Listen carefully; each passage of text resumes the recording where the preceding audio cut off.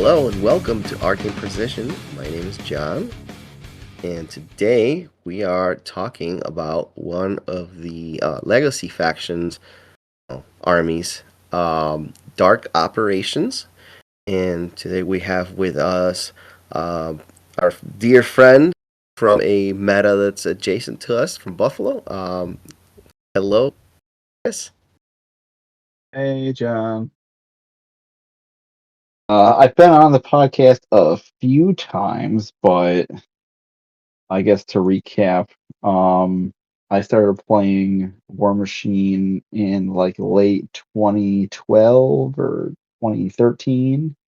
I started playing Signar in Mark II, and I jumped around to them, to Gorn,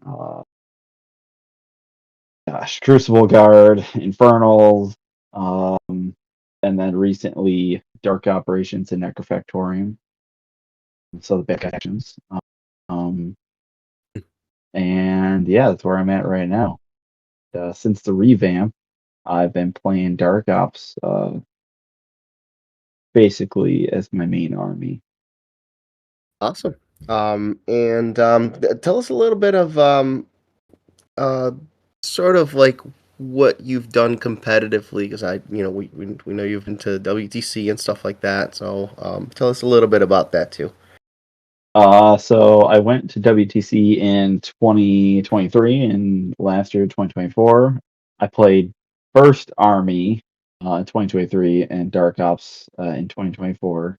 It didn't have an amazing showing last year, but also none of the Dark Ops players had super great showings. I think the best that year, it was like a 33% win rate or something like that on average. So I don't know if that was tournament back or It, was, it seemed like quite opposite than this year. Yeah, exactly. yeah. But I guess besides that, Innova this year, um, I mean, the pods were only of 8, but I took third in my pod that had Justin Dew and Michael from Albany.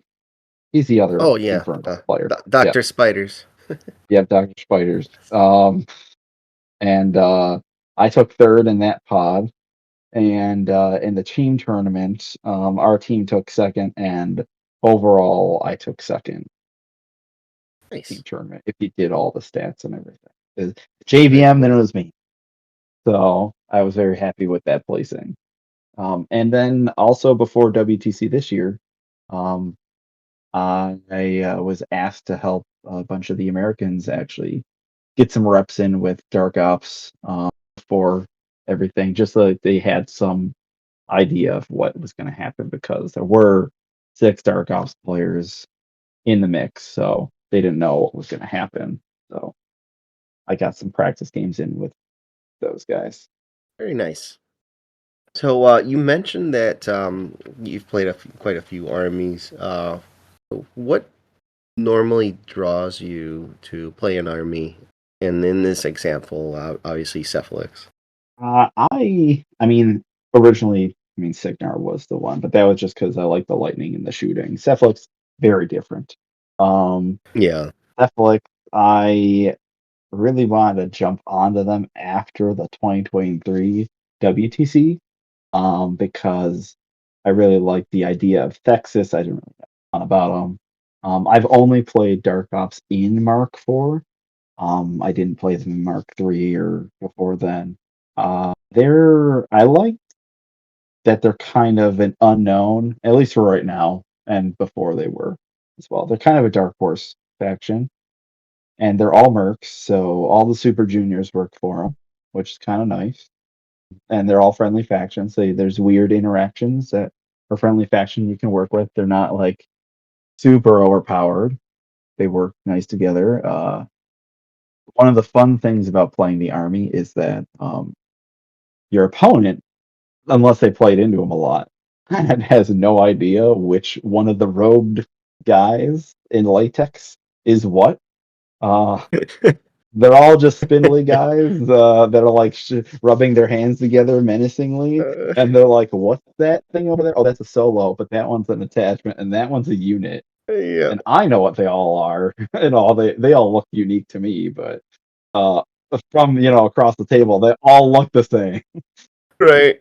That's also the troll spam issue. It, It's like exactly, yeah, when they're all medium bases, it's like who is who here? That's a light war beast. Nope, that's a grunt from a unit. yeah.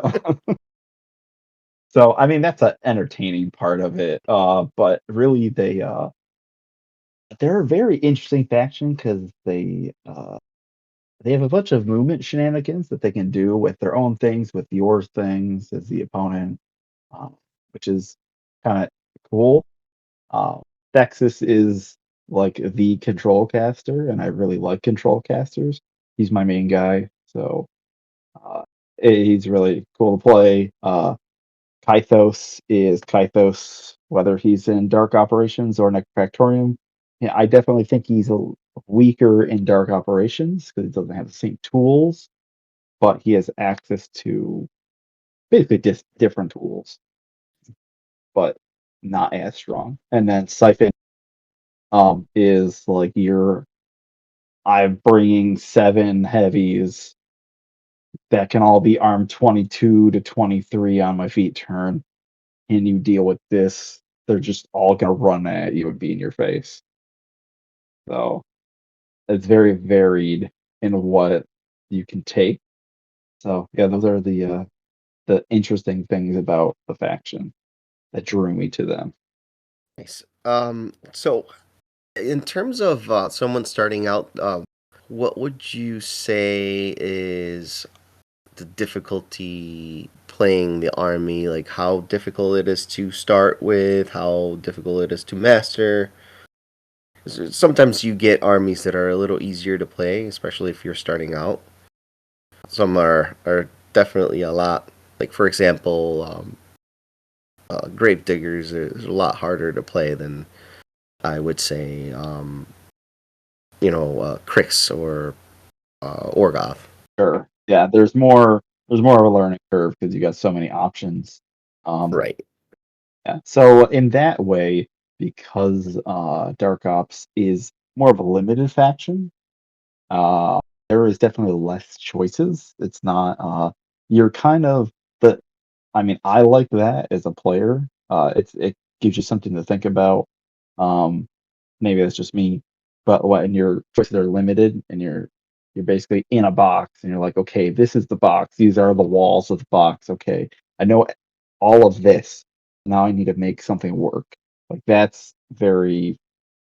can be very good for some players because you don't have so many options, especially if you're a newer player. You don't have so many things you have to worry about. Everything is pretty much kind of set for you. Um, there are some intricacies you can do with like the unit attachments. You can attach the different unit attachments to either unit type. The melee guys are basically your arc nodes. Um, so that's like kind of funky. But besides that, there's no spell rack. There's no really versatility in amongst that besides your command cards, whatever. But I think that the army as a whole is easy enough to pick up, but to master it is, I think, it's difficult. I don't think I've actually mastered the army, but I think I've gotten enough experience and reps in with it that I can I'm comfortable enough holding my own against basically any player, at least doing a good enough game. Right. It sounds like a lot of it is in the positioning of, Uh, especially when you have a lot of models. Yeah, it seems like that. there's a lot of models potentially. Like you can run the very swarm kind of army, lots of drudges everywhere. In if you do that, good on you. Like if that's your play style, if you play, in a tournament setting, whatever, or on clock, like you gotta be, aware of that because my opening turns when I play sometimes are like 10 minutes and I'm going first. And that's Right. a lot of people are like, "Oh, I'll make your first turn in like 5 minutes." And it's so hard when you have so many models and you have to position them correctly. It's also a little interesting because there's some mixed unit profiles in the units. With the drudges, typically the attachments are completely different. So the drudges are like defense 11, armor 15, speed 5, no pathfinder, nothing special. And then the attachments are all like they got pathfinder, they're stealth, they're defense 14 and 13 armor. They got boxes. Like Interesting. very weird. Like when you unpack your army at the very beginning of the game, like do you run with a drudge first to fling the attachment forward? But the next turn when you run, you got Pathfinder to get through the whatever terrain is in front of you, or do you do it the other way because you want to protect the the attachment? Like it's like how you do all that is very weird, and kind of only a Dark Ops thing as far as I know. So positioning is key, and really just knowing what your opponent's army does will help you out more. And if you're newer, you're gonna not gonna have as much knowledge. So, but that's why I play games and have lots of reps. Yeah. And there's no tactician easy button, right? There's no tactician easy button. There's no reroll mechanic at all in the army. You are your stats. There's buffs to stats and debuffs that you can do, but like it's very kind of fixed. So let's shift the conversation to the strengths and weakness of the army, and kind of take us in a little bit and give us a kind of a rundown of what they're good at and what they're not so good at. So the every caster has some kind of movement or control ability. So Siphon specifically, he's the guy that wants all the monstrosities. Typically skews that way, but he has Castigate, which is no arcing in his control. His control is only 12, but can't arc spells, which is and no animi for some reason. Within his control of 12. He has Gallows, so Gallows is really good. He also has a spray that will just like stationary. It's the same spray that the Dreamer has. It can stationary warrior models, or if you crit, it can cause them to walk and make an attack. So that's a very interesting thing. He's got Kythos has got his Thunderbolt gun, his feet, place guys, whatever. Deadweight's a cool control ability. That's strength. Thexus has got a bunch of cool movement, all that. A lot of the models that just have lots of cool abilities that let you move your opponent's things or you move your own things to counter stuff and they can trip some opponents up. Like I mentioned before, the Super Juniors are all friendly faction. The heavies are very cheap. The Warden is 9 points. The Wrecker is the most expensive. It's 12 points. They hit very hard with an agitator. The infantry is relatively cheap. You can get 5 guys for 4 points, or you can spam out, have 6 units of drudges, which turns out to be 36 models if you add in all the attachments. So for 36 points, you get 36 models, which is very cheap.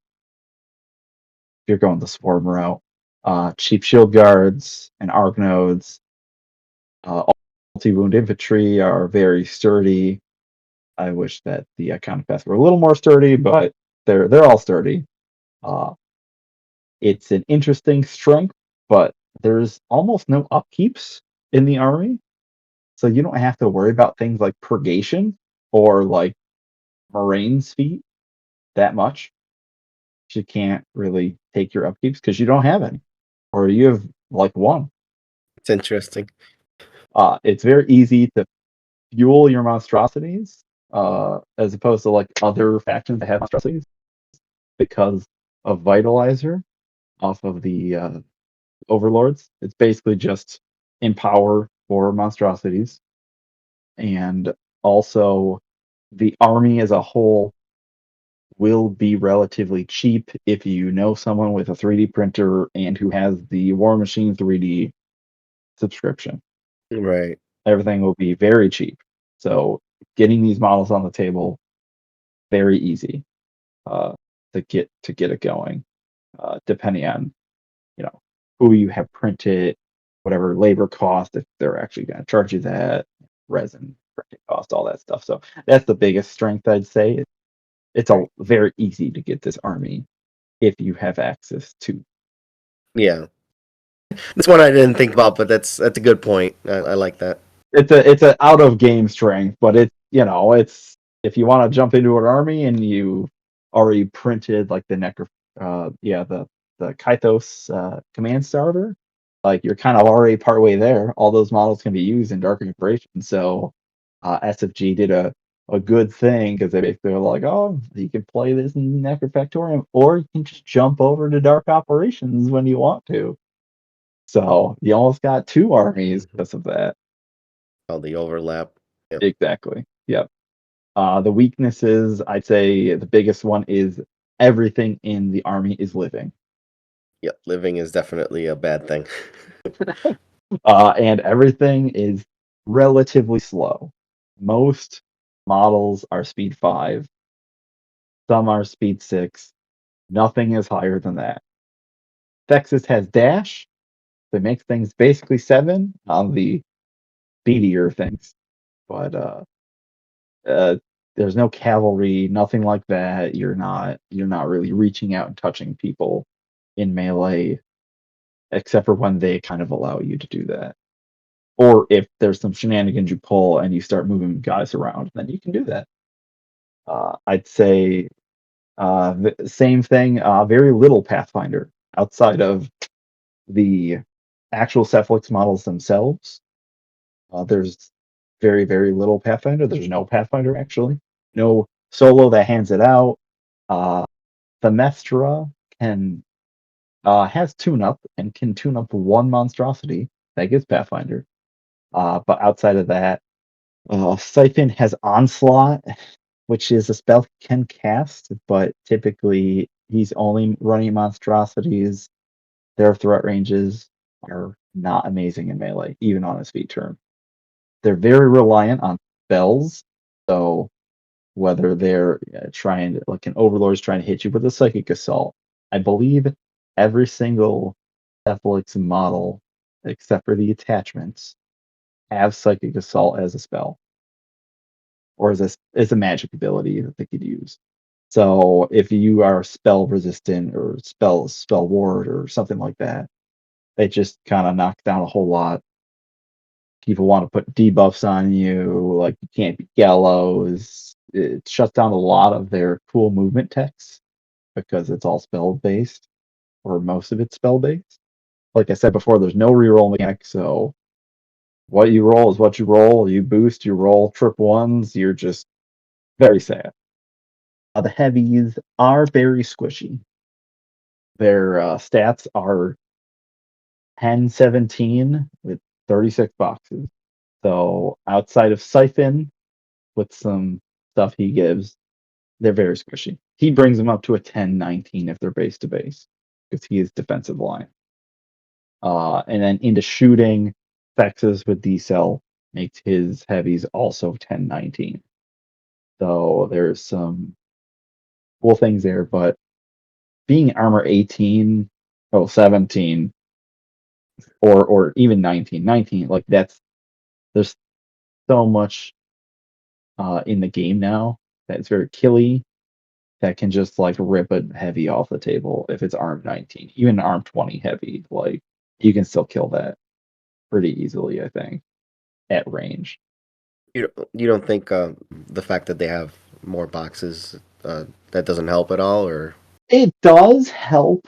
I'd say because the average heavy has about 30, you would say the first like 3 hits can be armor 19, mm, but they're basically like a Kador heavy, I believe, is 36 box or 34 box.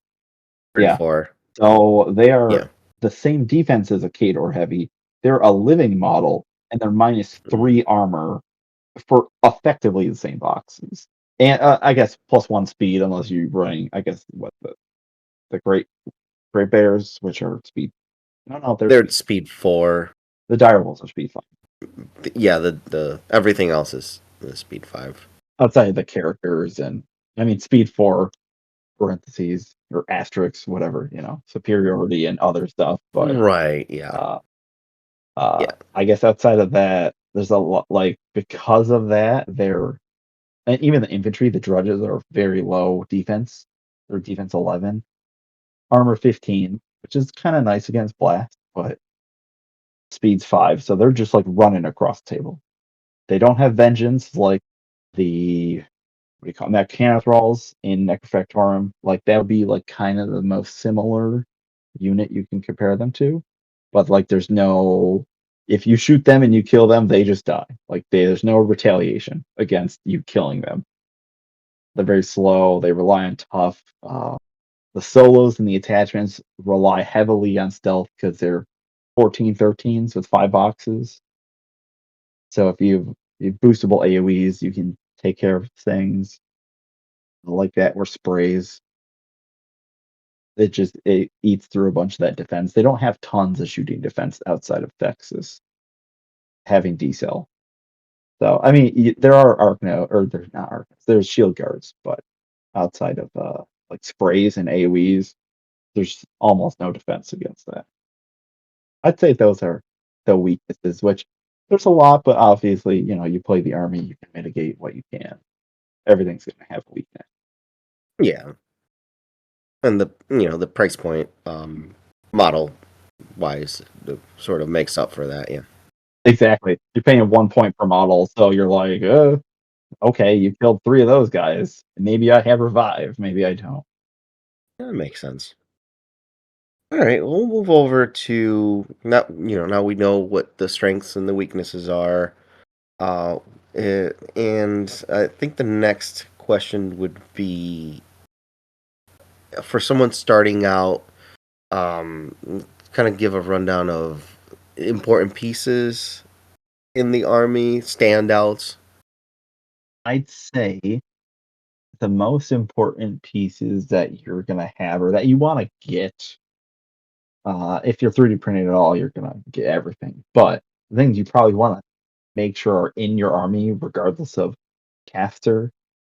Personally, I would say if you're running a monstrosity, which you have to run at least one, it'd be agitators. Agitators are just they're like amazing.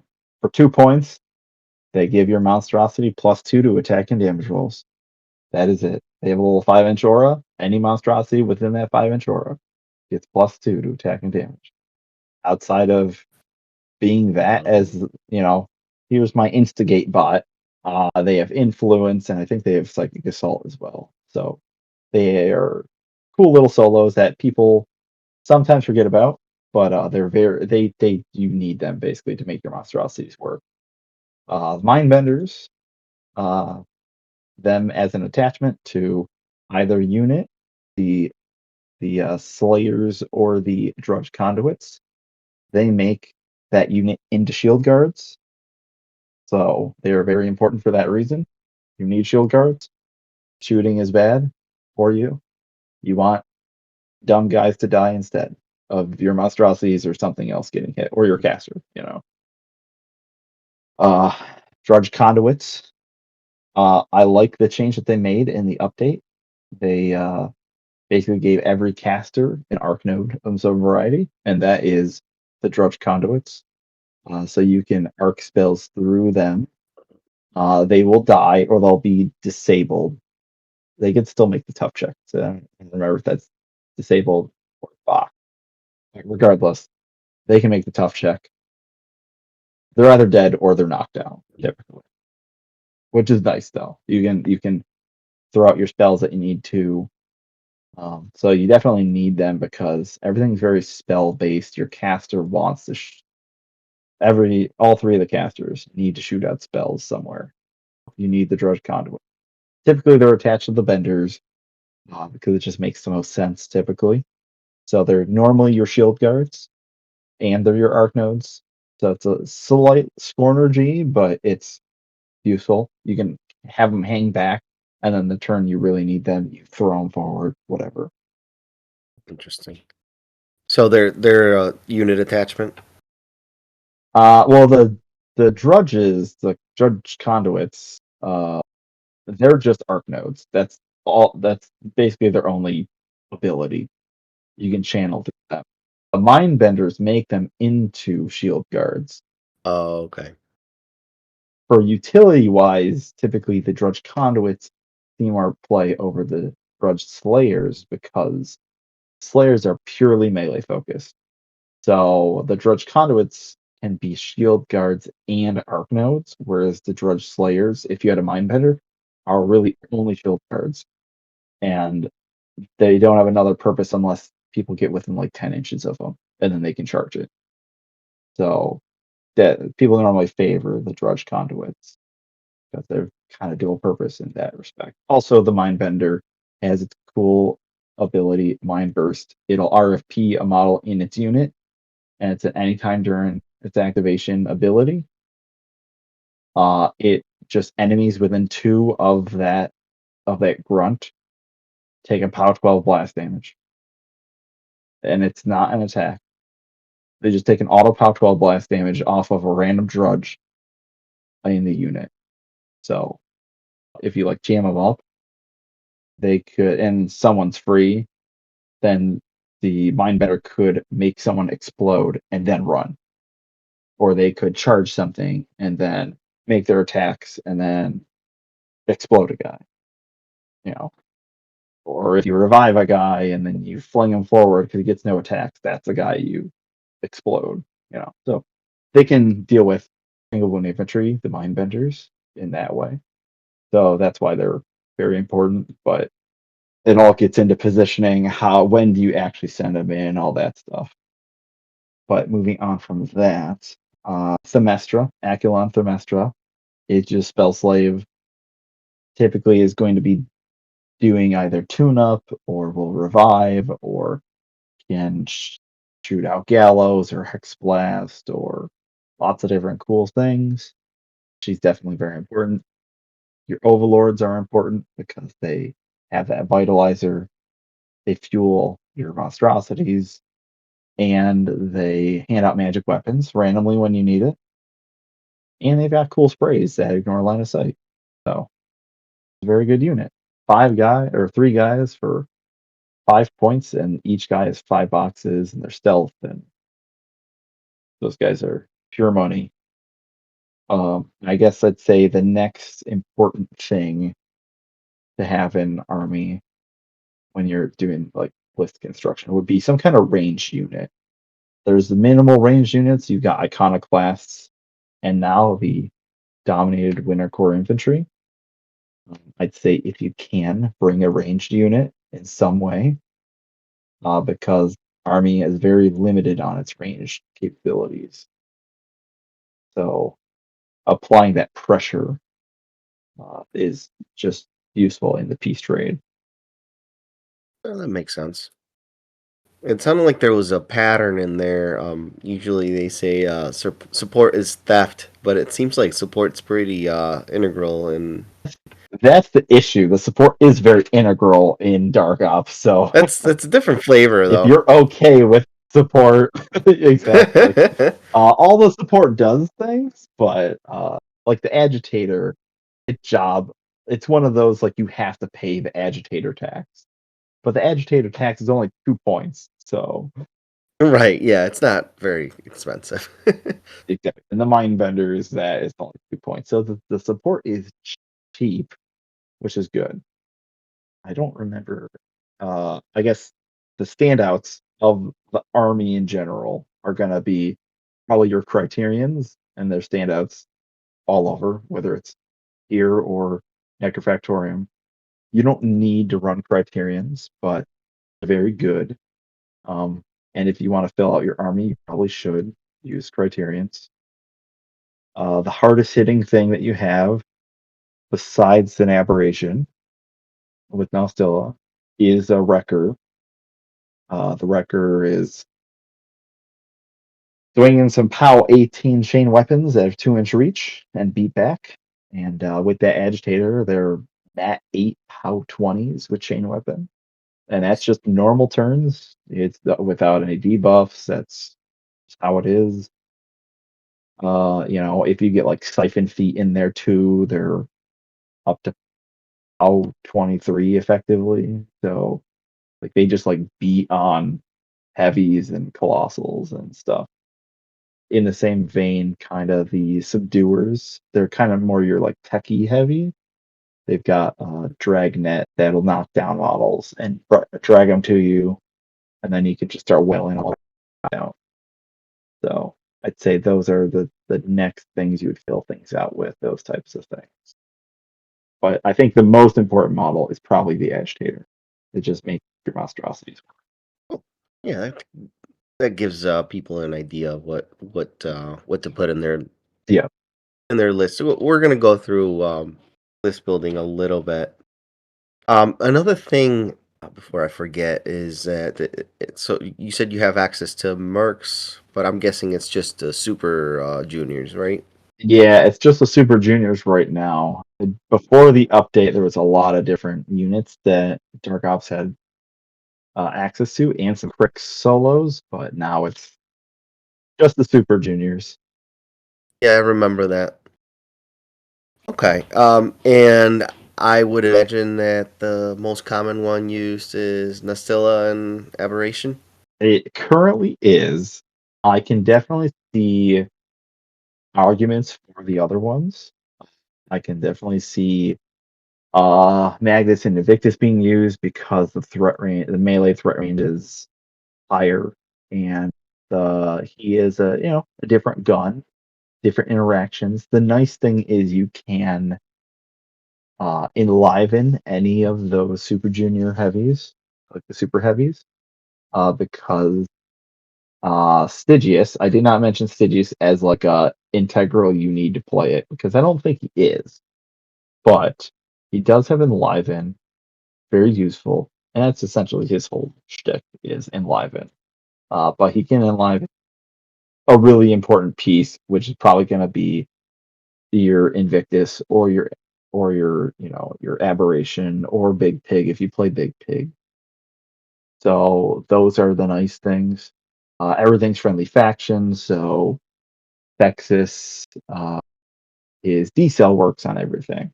So Aberration is defense or is armor 19 against guns and Impervious Flush. So deal with that, I guess. Same thing with Big Pig. Big Pig, has batten down the hatches and also has D-cell.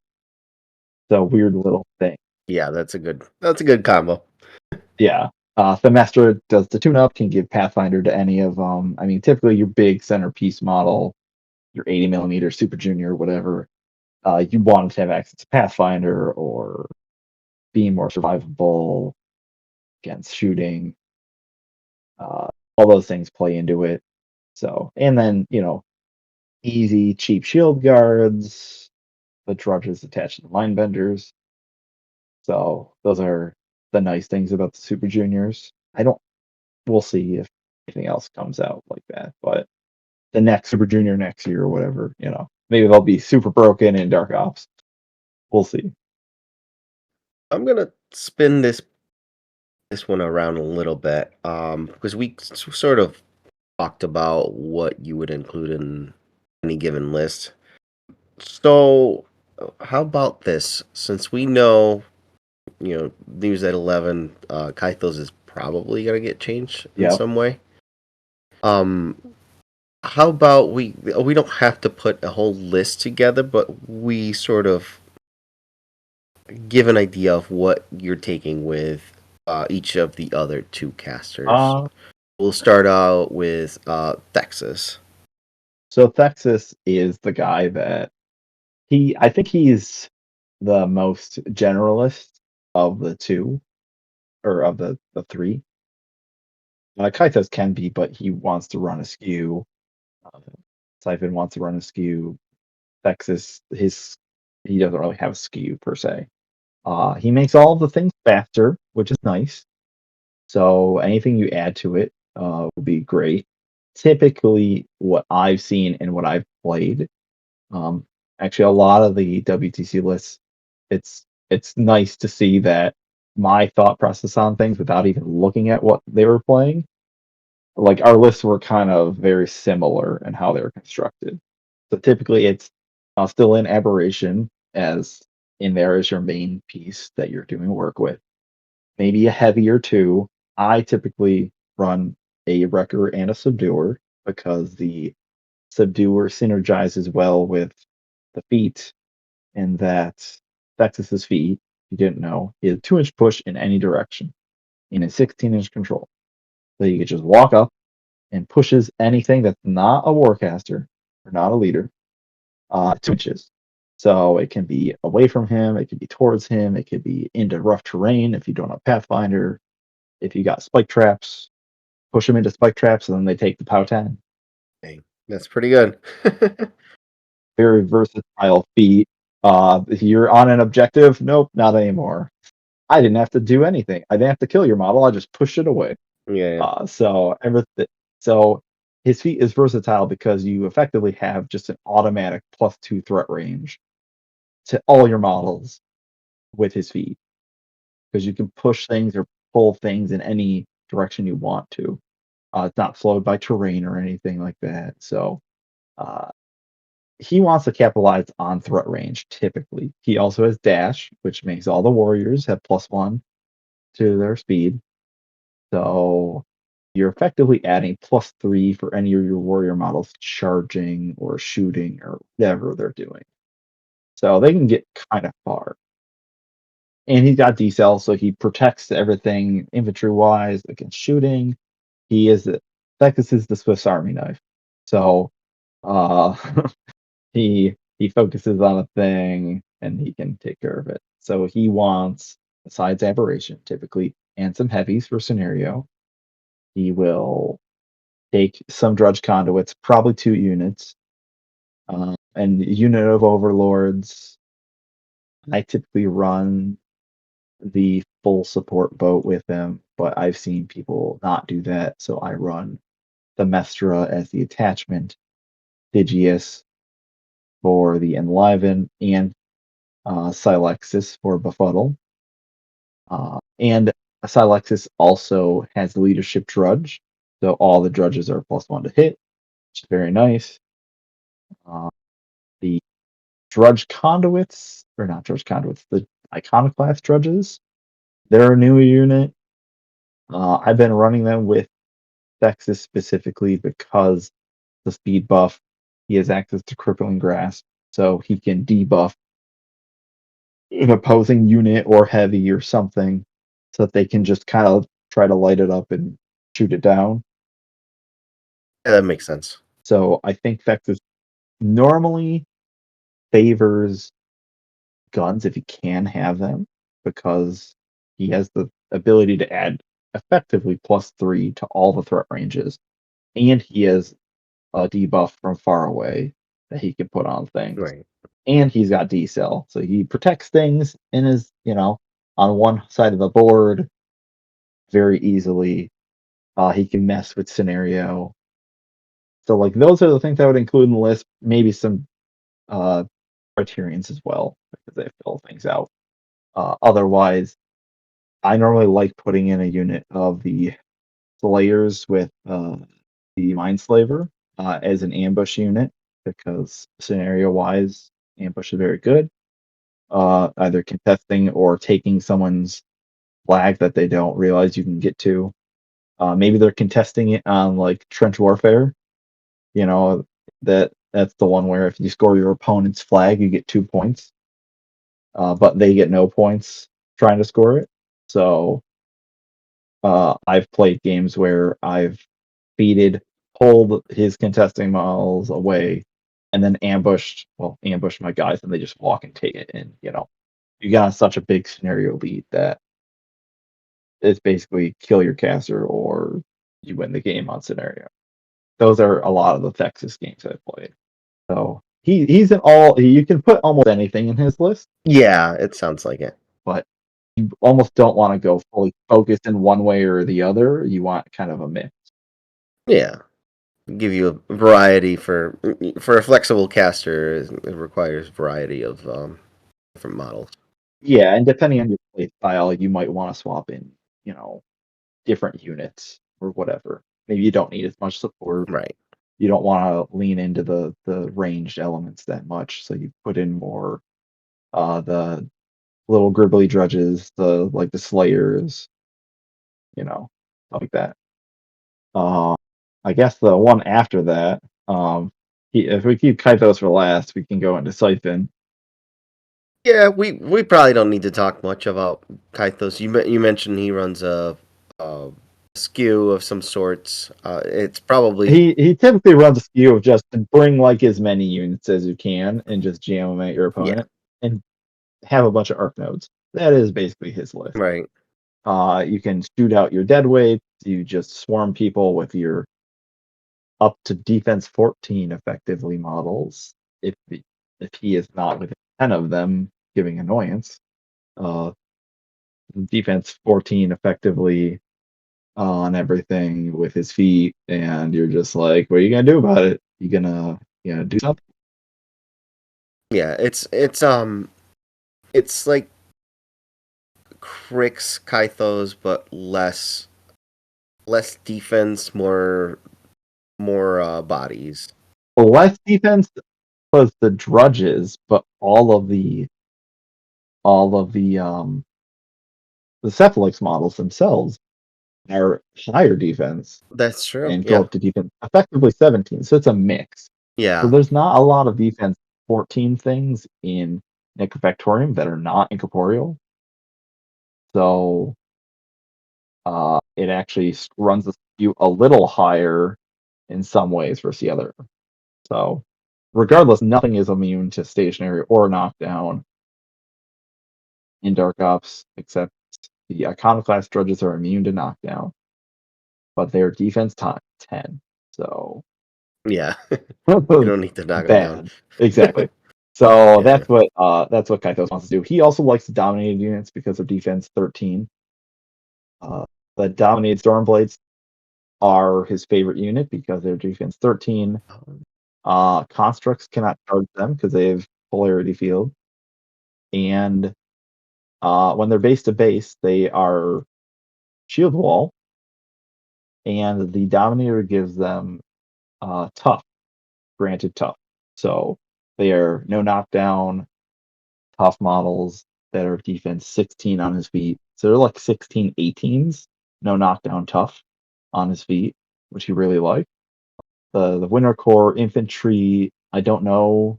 I have not played around with them yet with Kythos, but I'd imagine he liked them as well because they're higher. They're 13 13. So higher defense is more good with Kythos typically. Understandable. Uh, yeah, you kind of hit the drudge button and hit the dominated unit button, and then it spits out your Kythos list. Yeah. Uh, Cool, cool. Siphon, on the other hand, uh, the builds that I've seen with the most success run 7 heavies of various varieties. Recently, I've That run. sounds Sounds great, right? yeah. It sounds disgusting. um, Not gonna lie. I mean that's also the break check. It's Oh, like, can man. you deal with 7 heavies that Yeah. are armed Uh, 22 for a turn? And maybe there's a few that are armed 23. So with 36 boxes and everything. yeah, we don't see that much anymore. Yeah, exactly. You don't see that very often. Yeah. I don't think you can see that honestly That anywhere. was the Maybe Winter Core could do it with. yeah, I don't know if your heavies could be cheap enough to do that. not cheap and still do work. Yeah. Um, yeah, dire wolves can be 10, but they are basically pillow fisted I mean, idiots. a warden is very pillow fisted. It is. Uh, POW 15 on 2 attacks and POW 14 on 1 attack. But Yeah, it is 9 points of armor 23 on that turn because it's got a buckler yeah, and then base to base with another model in another battle group model. It goes +2 armor, so it's up to armor 20. And then on the feat turn, everything's +3 speed, strength, and armor. So then it gets up to 23. I've run at Nova. I was running believe it was Nova. I was running at least 3 Wardens that yes. So at least 3 that were on 23, which is just you just jam those forward. If they Yeah. can deal with it, it's probably like they killed 1 on feat turn, maybe 2. Um, so Lots of heavies. Siphon is Siphon is lots of heavies and probably drudge conduits for the cheeky gallows plays, and then like a unit of overlords probably, and max agitators because you need agitators to make things work. I didn't mention it before. Agitators do not work on aberration. They reworded Oh, instigate to work on large base or smaller monstrosities. gotcha. Otherwise, aberration would be absolutely amazing Yeah, in Dark House, but they knew what they were doing. They changed the wording on it. right. But they are very, very important in that siphon list, regardless what you do. You just kind of do all 3 agitators. Normally with battle group heavy, unless it has another, say like a junior or something, so they can spread out on scenario. Does it struggle on scenario on white scenarios or? It sure does. Okay, yeah. That So is it's the balancing fact. That's the balancing part of the siphon list. It does not spread out very well because siphon is only control 12. Monstrosities can operate perfectly fine outside of control. They don't need to be in. And honestly, if they have something fueling them up with focus, they are perfectly fine being away from everything. But without that support, without the caster, without Siphon specifically giving that support, if they're outside of his control of 12, they lose defensive line, which means they're only down to their base stats of 10, 17. They can be knocked down, they can be pushed around, whatever. They're very sad when they're outside of 12 of Siphon. And Siphon is the weakest part of that list typically. He is a 13, 19 at the best. And that's if he's base to base with other battlegroup models. So he I'm not whenever I've played Siphon, I've I've done it more based on a scenario basis. If it's a certain scenario that is wide, I typically do not drop him okay. because he just really can't do it. It's very easy for your opponent to just play the scenario game, and you can't do that much about it. So Wolves is actually a kind of hard scenario for him because of the 40s, which are spread out. Yeah, I can imagine. He loves the 50s in the center, but the 40s, the disposable unit that he has are very few. His units always need to be doing something, and once they die, they're dead. There's no revive or anything special on that list. Typically, you don't bring a Super Junior with him. You could, but that's 20 points of not monstrosities in his battle group.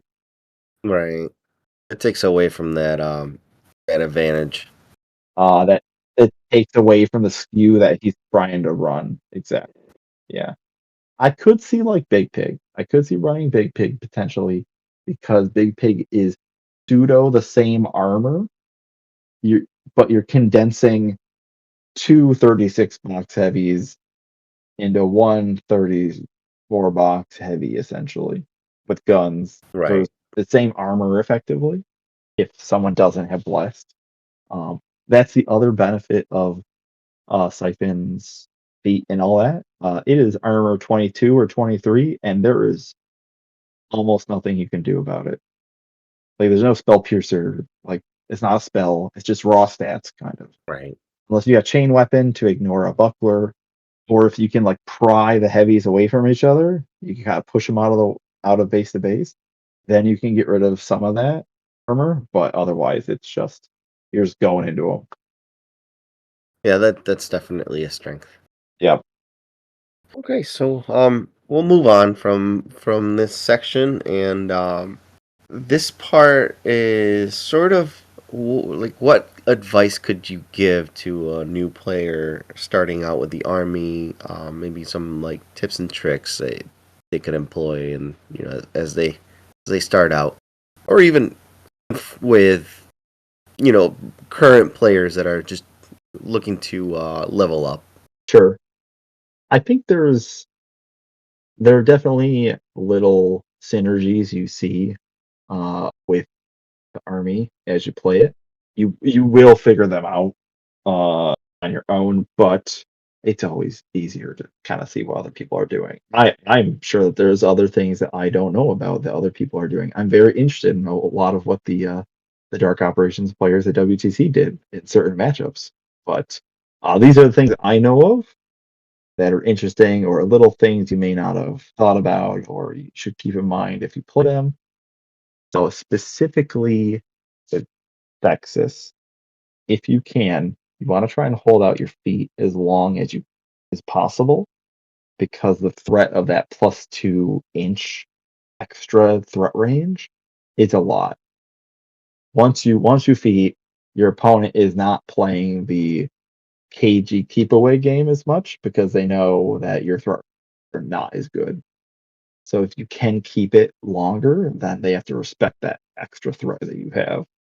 It's that loaded gun effect. It's a loaded gun, exactly. Yep. So you wanna like if you have the opportunity to get one heavy with your feet, you probably want to hold off.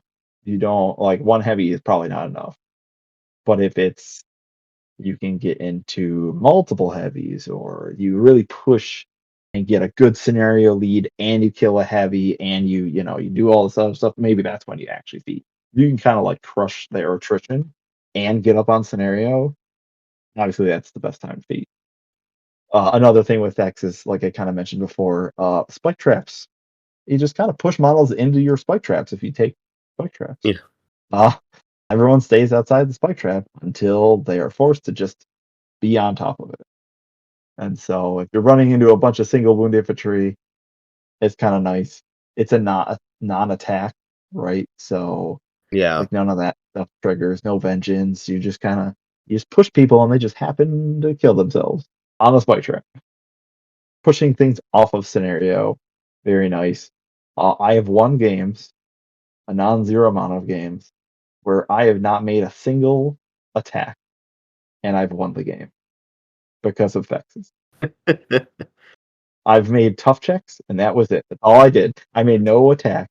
I just feeded, and I won the game. Oh man. That's not always going to happen. It's certain scenarios and everything, but like, it's a weird feeling, but it's definitely possible.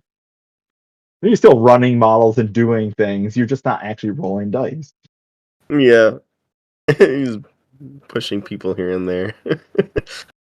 And just jam scenario, and you're like, what do you got to do about it? I guess I just scored up. I got like 60 or to 1. Yeah. If you don't contest and score everything, I guess I win. Weird stuff like It's like that scene in what is it, X-Men Days of Future Past when Quicksilver is just like running around and just kind of like changing things. just poking everyone. Yep, Yeah, and just like moving things here and there, rearranging exactly. everything. Yep. Um, a cool, a cool thing using our favorite model, the agitator. Um, this is a tip that I got from Stephen King actually, because he's also played a whole bunch of Dark Operations. Using the hit and run command card on your agitator greatly extends the aura of them. They are a speed 6 model that walks 6 inches, puts up its instigate bubble, and then that's it, kind of. Unless you got other agitators in other positions, you can't really reach out really far if you need a heavy to go really, really far. Sometimes the heavies can outpace the agitators. So Mm. you can very easily, and it seems pretty simple, but if you just use the hit and run card on it, it'll just repo 3 inches further, and then you get even more potential threat off of your heavies. They do more work because of that aura being in a better spot. So It's a small thing, but that's something to think about. If you Oh, it's pretty neat. Siphon's feet specifically is not it's not an aura, it's a pulse. So all the monstrosities currently in his feet when he feats, all they all get the stats. They all get the +3 strength, armor, speed. So they can go outside of his feet. They won't be as high of armor, but they can go off into nowhere land and be high speed and everything. Or he can feat and then run away, theoretically. Mm, So that's a small thing, but it's gonna have its niche at some point in a game. You really need a heavy to go do some work. Maybe they go outside of his feet or outside of his control range, but he also has Field Marshal reposition 3. So they can maybe go kill a thing and then repo back into his control. So little things like that, that's important. That's wording that you not everyone catches on his feet. yeah. There is such a That's thing. definitely Yeah. There is such a thing as chain reviving because of the Drudge Conduits. Another super niche thing, Nexus would be the one that does it, but or Pythos, because he also has revive. You can arc a revive through a Drudge Conduit onto another Drudge Conduit to bring back a model that has died previously. Then that Drudge Conduit dies that you arc through, assuming it failed the tough check, and you can arc through the one that you just brought back to make a guy appear in front of him, and you can leapfrog them in a way. oh, interesting. It's not the most efficient, but there's ways to get arc nodes in dumb spots or to contest Mm, or other weird stuff like that. Like I said, very not efficient, but if you need to do it, you can. It's one of those super niche things. yeah, if you got to pull an angle for a janky assassination or something. Yeah, like you really need to get a spell somewhere, you just really can't because of some reason. You can't, but run couldn't get you there, whatever. Like you can extend the threat technically by doing something like that. Stygius, besides having Enliven, being your Enliven on a stick guy, he has an ability called Anesthesia on his melee attacks. And it basically says if this model damages a living model, uh, I think with the weapon or just in general, they just are stationary. And he has anatomical precision. So Oh, okay. all he has to do is hit a living model and it's stationary. He's mat 6, and he's got 2 of these attacks. So, maybe you go into like a heavy that's living and you just plink it and now it's stationary. Yeah. No, that's pretty good. No one really thinks of his offensive output that much, but like when it comes between I'm gonna enliven this guy or I'm gonna make something very important stationary, maybe you just go for it and see what happens. That could, win games in that way. I've had it be very useful sometimes. Yeah. I mean, it's similar to what a Rocketman Stinger does. You think about it. Yeah, but I'm pretty sure the Rocket Man Stinger is probably better stats. It is. It could do multiple of. And it's not stationary. It's blind and shadowbind, but Yeah, it's like it's something of a similar yeah. use. I mean, he is also only 2 points, Yes. so if you need to throw him away, it's not a great investment that you're putting into it. So that's the Right. it's more relevant now than it was previously, but the Dominators, they give inspiration and tough to it's granted. They do benefit from their own inspiration, and they have influence as a magic ability, so they can walk up magic ability 8, go try to influence someone. Influence is any warrior model, uh, makes a basic attack. So that warrior model could be a bison in Winter Core. Oh.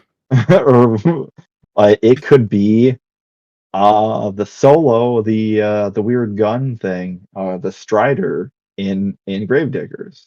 It could be Kruger.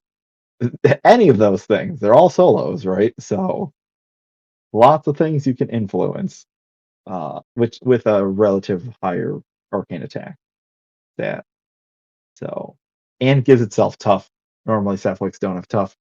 It weirdly gives itself tough. So that's interesting as well. So something to keep in mind there. Yeah, that's pretty good. I mentioned it before. If you're attacking in melee with the Mindbender unit, typically uh, go and attack first with the models before you Mind Burst with them. That we get the most out of it. And also, Mind Burst is not an attack. It gets around Vengeance. It gets around lots of things. It gets around the replacement ability in Dark, or not Dark, in Old Ombre. Can't replace things with bears and wolves that are not attacks. So if you can just get on one of those units, you just explode the unit, and then no scary things come out. Or if someone has ducking cover, uh, I mean, a POW 12 blast is a POW 12 blast. I've seen a unit of grievers come up and be like, I got duck and cover. And then I just walk over there with a drudge and say, Mind burst. Oh, darn, you took a auto POW 12. You all died anyways on one die. Going into like Brine Bloods, you go charge the unit, you place the guy exactly where you want to put him so you get the most guys. You explode them. We all know that the Marauders die to effectively POW 12s on average. So, Yeah. granted, now you've got access to Force Barrier, but outside of that, that could wipe almost a whole unit by itself. So, it's a very important Yep. thing. You should look for ways to use it. Uh, Very nice. Iconoclasts, they have Bulldoze. Oh, You should try to use that to push models closer to you. So they can run or charge, get base to base, kind of like the Wrecking Crew, okay. or I think suppressors have as well. Uh, I believe so. Yeah. Just base to base, and then yeah, bulldoze something closer to you if you can. Kind of janky, but a 2 inch push is a 2 inch push. So, Right. and then getting into kind of more specific cases, there are ways to get magic weapons in Dark Ops. There's a lot of spells, obviously, but sometimes you can't put all those everywhere, or you want to use them for other things. Using influence, kind of like on the Dominator, like I explained before, to make an attack. If your opponent has an incorporeal model, you can influence it to make an attack on a guy next to it. It has made an attack, and now it is a corporeal model. Oh man. So that's some janky stuff you can do. I've done that. Man. Really fun. That does Um, sound like fun. Trooper himself, very niche case. Every time he's going to make an attack, you get to choose the ability to do the D3 damage, and it's all boosted. And that's every attack. Doesn't say during his activation. So if you influence him or you production him, you somehow make him make an attack, he can hurt himself. So that's fun. That's the type of stuff where if you know what your opponent's stuff does, like you can use it against them. Yeah. It's part of the hard to master portion of the army. Yeah. I'd say those are the cool tricks. I guess going on a slight tangent with that, like taking control models. Last week I played against one of our locals. He was playing Nicane with a Machine Wraith Dominator, which you will see that occasionally because it is a good model. It is an in-court model, and that model was standing within 8 inches of Nicane, who is the only living model in the faction. And I know that I also play Necrofactorium, so I was able to Dark Seduction the machine rate dominator to walk it 6 inches and then make an attack against Nicane. And the machine rate dominator specifically has the same type of rule that the ghosts do in Dusk, where they gain an extra die on attack and damage rolls against living models. So I had it punch his caster, who was on one camp or no camp, and then I influenced it after that. And then I assassinated Nicane with his own model. You're a bad man. So, and then we rematched. Uh, But I'm like, I can roll out the boosted tens. was this Lakota you did it too? It may have been Lakota.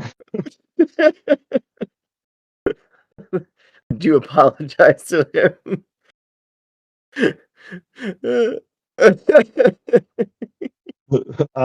No, I did not. It's a good lesson learned. Now you know that can happen. Oh, we're gonna act like that didn't happen and do something else. Yep, yep, yep. So little stuff like that. Influence is very useful. Look for ways to use influence. So quite a few tips and tricks. We definitely appreciate those. Now let's see. Say you're an opponent. How would you best face dark operations? I think it definitely based. Obviously, it's gonna be based off of the pair, whatever the pair is. So if you're playing into a pair that's got Siphon, I would. Uh, so we talked about before, Siphon's not great on some scenarios. So that might be your determining factor of what you play into and which list you play, because maybe they do favor Siphon. The Canadians at WTC this year, the two Canadians that took Dark Ops only ran Siphon all 5 games that they played. And there were scenarios that I would not like to play Siphon on, and they still played them. So maybe they're just kind of like them, and they really like Siphon, and you know that they're going to drop it. Well, maybe play your list that's better on scenario. If it's a dead scenario, you're kind of forced into playing the thing that can crack armor. Uh, but like into that list pairing specifically, if it's one that they can play Siphon specifically, he's a big armor brick. Don't I mean, you got to play something that can go into it. I would not play things that are not going to be able to play into that specifically. Texas, it's very hard to play, I'd say, into Texas if you don't have ways to stop your stuff from being hit by spells. You can't do anything against beat unless you have sturdy, some variety, or you can like tuck everything behind like a wall or a barrier or other things that can't be moved or pushed or whatever. So there's not really like I'd say normally everything's pretty straightforward that Dark Operations has, and they're just like Texas is gonna do what he does. Like if he can cripple and grass something, there's no way you can stop that unless you have a way to stop your stuff from being targeted by spells.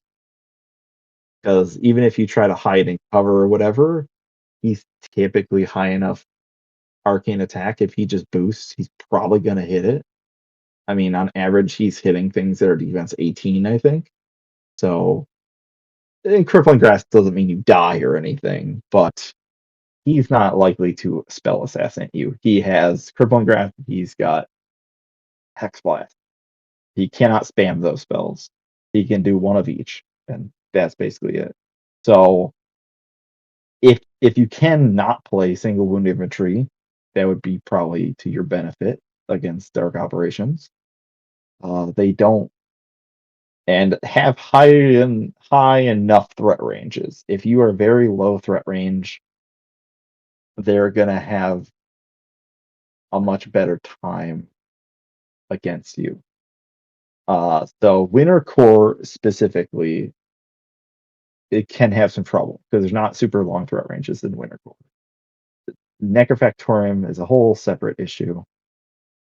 The threat ranges are almost the same, but Dark Ops does not have great answers like a lot of infantry-based lists, I'd imagine, into sludge thralls.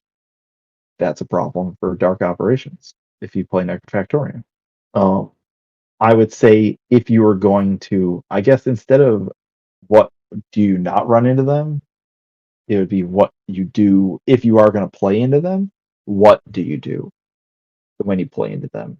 So if you have Mortal Fear of some variety, jam that right up there.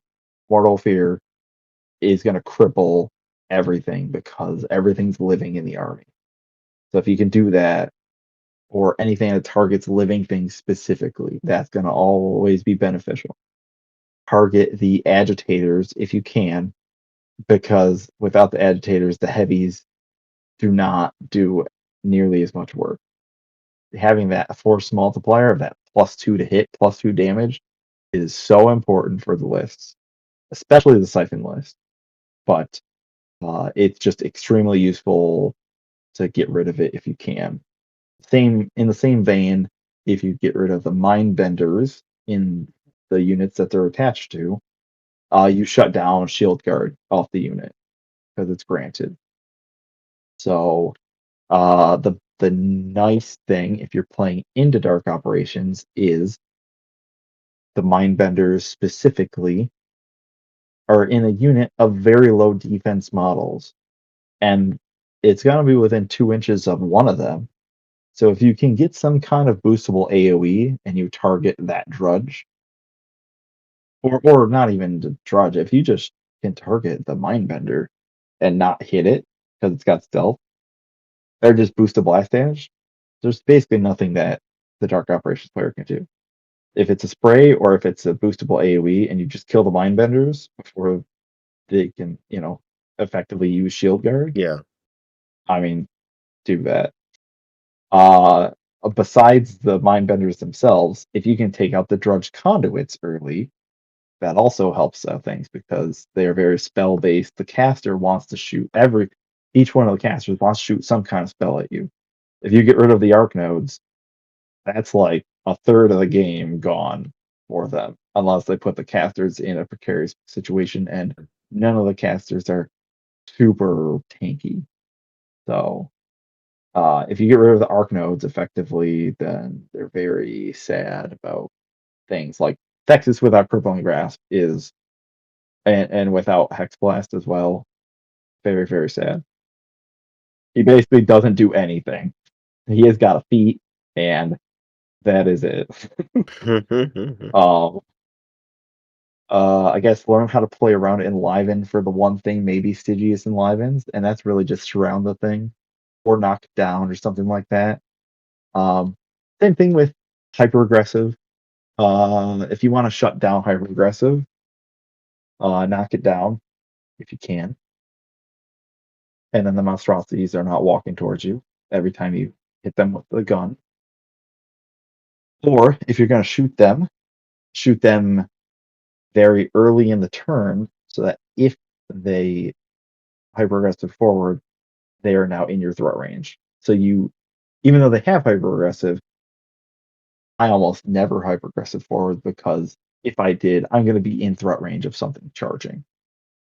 So typically, you're going to take your monstrosities, you're going to put them just outside of threat range of things. So if they try to force you to hyper aggressive early, you're just going to walk into their threat range, which you don't want to do because your heavies are not going to typically stand up to a dedicated charge from a unit. I'd say if you're running into Thexus specifically, you're worried about his feet push, stay within an inch of the objectives because he only pushes 2 inches. As long as you're within an inch, you can still capture your objective or at least contest it. Yeah, that's a big one for sure. Yeah, yeah, exactly. So you're not like shut out on scenario. Most of the time, you will out-threaten the Dark Ops player besides the shooting uh, and the spells. I guess you really just not everything is gonna die to all the spells. Like the spells are more controlly and more like Hex Blast is gonna get rid of one of your upkeeps. They're gonna try and pull your things forward with like a buff puzzle or a dark seduction or some other kind of weird movement thing. some of those things you just can't get around. But it's not like in mass. Like it's gonna be like a thing. If typically if Texas wants to kill a heavy, it's going to die. That's the thing. So as long as you can keep up on attrition against them and out threat them, or if you have ways to stop their healing with like you get rid of the tough, all the drudges have tough, uh like you'll be fine. I played a Decethus yesterday actually. I played Brad and he was playing Decethus and did not go well for me. Decethus just kind of was just like, yeah, I just ate those five guys, and now I've got so many souls that now you just can't do anything to me in melee. Oh, and now your whole army is also in mortal fear. Oh boy. So, like that was like an ultimate just like curb stomp kind of. Not really curb stomp, but like he had all the tools to get rid of. Right. That's why it's a weird faction because like it just does things that it wants to do, but it's not like super threatening at it Yeah. at the same. So Awesome. So do you want anything else you wanted to add, or um you given us a lot of good yeah, I know. information? Sorry, I've tried, No, but no, you're good. I love getting all the info, and it's definitely helpful for people. I think I'm excited to see the remaining releases that SFG is going to have, the other dominated units, or if there's any other model or unit that they add to the army. That'll be interesting. I'll be trying to play them until those releases are finished. See how I feel about them. If I jump back to next Factorium or some other army, whatever. But I played them last year a bunch. And then I moved away from them. Coming back to them, everything it like fit like a glove. Like Yeah, like coming home. even with some of the unit changes, yeah, I was just like, oh, this feels so good. I'm just playing Texas, loving my life. So That's it, awesome. they're fun to play, definitely. They look like a lot of fun, and the models are gorgeous. Yes, especially the new 3D printed ones. Yeah, exactly. But no other. I don't think anything else to add for Dark Operations. Yep. As complete as I Awesome. could try to be. Again, we appreciate it, and thank you so much for coming on and talking about Cephalyx, Dark Operations, and yeah, we'll I'm sure we'll see each other across the tabletop, and Yeah, I'll see you later in the month for the food machine. yep, for Food Machine. All right, thank you so much, man. Appreciate Yeah, it. no, thanks for having me on. All right, bye everybody. Bye. And chain attack.